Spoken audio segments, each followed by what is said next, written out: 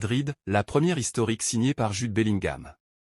Jude Bellingham vient de réaliser une première historique au sein de la Maison Blanche pour sa première saison.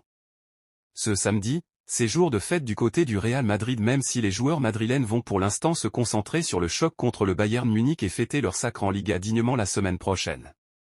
Les joueurs méringués ont en tout cas conquis un nouveau titre en Liga, qui est notamment le premier pour Jude Bellingham, sacré dès sa première saison en Espagne. 22 buts la première saison, du jamais vu au Real pour un milieu. Un Jude Bellingham qui a par ailleurs profité de cette saison pour inscrire sa trace dans l'histoire de la Maison Blanche. En effet, le milieu anglais arrivé de Dortmund l'été dernier, buteur face à Cadix ce samedi, a inscrit son 22e but de la saison sous les couleurs madrilènes. Ce qui est tout simplement du jamais vu pour un milieu de terrain dans l'histoire du club espagnol. Jamais un milieu n'avait marqué autant dès sa première saison au Real Madrid. Impressionnant. Le Real Madrid a changé d'avis pour Ferland Mendy. Le Real Madrid a pris sa décision.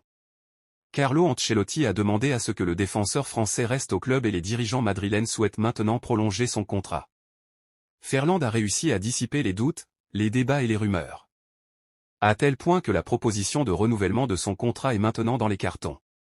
Un accord est en passe d'être conclu les bureaux de Valdebebas, tant ses performances ne sont pas passées inaperçues cette saison. Le quotidien Marca affirme que rien n'est conclu pour le moment, mais les intentions du club avec celui qui est arrivé le même été que Luka Jovic et Eden Hazard ont changé ces dernières semaines. 5 ans plus tard, le meilleur recrutement est sans aucun doute celui du latéral, qui réalise sa meilleure saison en termes de régularité et de performance. Le soutien constant d'Ancelotti et le respect qu'il a gagné dans le vestiaire ont bien aidé. Ferland Mendy a convaincu tout le monde. Le club souhaitait un temps le vendre cet été pour faire une place à Alphonso Davies, mais sa solvabilité et sa sécurité défensive ont mis fin aux doutes. Carlo Ancelotti n'a d'ailleurs jamais caché qu'il considérait le Français comme le meilleur latéral gauche du monde sur le plan défensif.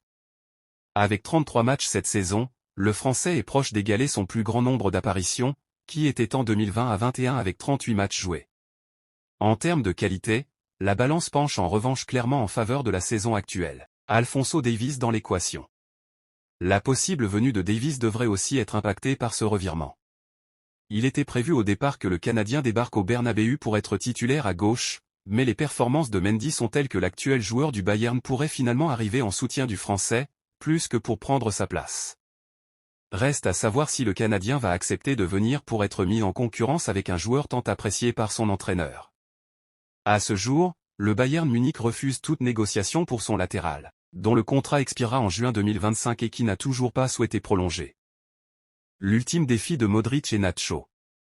Tous deux pourraient quitter le club à la fin de la saison et le faire avec un record historique en poche. Alors que la saison touche à sa fin, le sentiment et les rumeurs qui entourent Nacho et Modric, dont les contrats expirent le 30 juin 2024, sont qu'ils ne vont pas rester au Real Madrid.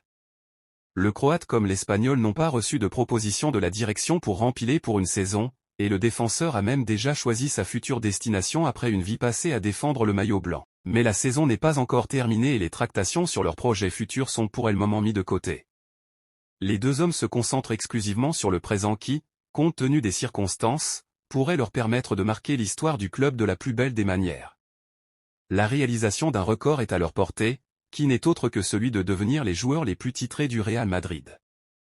Benzema égalé, et bientôt dépassé. Ce samedi, Modric et Nacho ont ajouté une Liga à leur palmarès en blanc avec le sacre du club madrilène en Liga, ce qui fait que tous deux comptent maintenant 25 trophées dans leur armoire. Ils ont égalé Karim Benzema et Marcelo qui détenaient le record autrefois détenu par Paco Gento et ses 23 titres, aujourd'hui dépassés. Ce possible record de Nacho et Modric passe évidemment par un 15e sacre du Real en Ligue des Champions.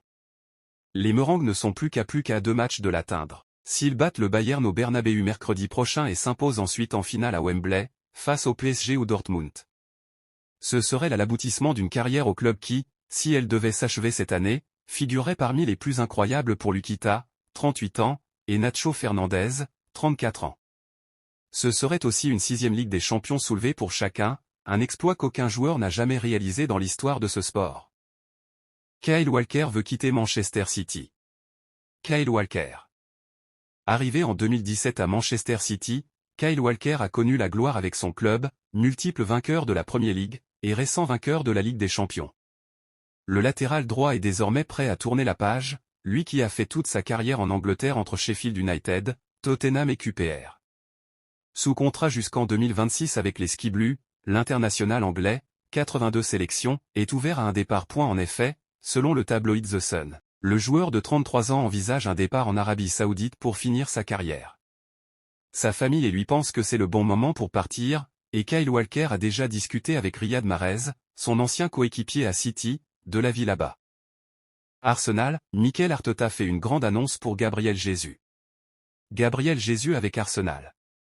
Sa carrière n'a finalement pas atteint les hauteurs auxquelles elle semblait prédestinée. Très bon attaquant de Premier League sous les couleurs d'Arsenal, Gabriel Jesus peut néanmoins être fier de sa carrière jusqu'ici.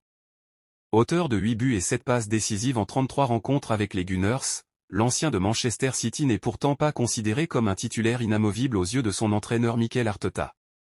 Pour autant, l'entraîneur espagnol compte toujours sur l'international brésilien, 64 sélections, 19 buts.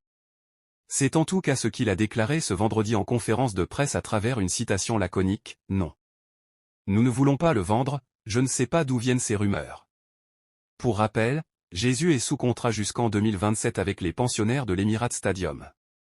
Barça, la grosse colère de Joan Laporta. Joan Laporta, le président du FC Barcelone. Hier, le FC Barcelone est tombé de haut et a perdu gros contre Gérone, voir le résumé du match. Les Blaugrana ont perdu leur place de dauphin, et ont laissé le Real Madrid être champion avant même de jouer leur match hier soir. Ce scénario et cette troisième place modifieraient les plans du Barça tant d'un point de vue économique que sportif.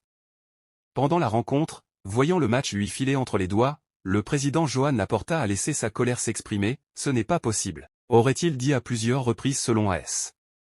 Il se serait entretenu avec plusieurs dirigeants après le match pour une réunion d'urgence. Le Barça, qui n'a qu'un point de retard sur Gérone, sait quoi faire pour calmer les ardeurs de son président.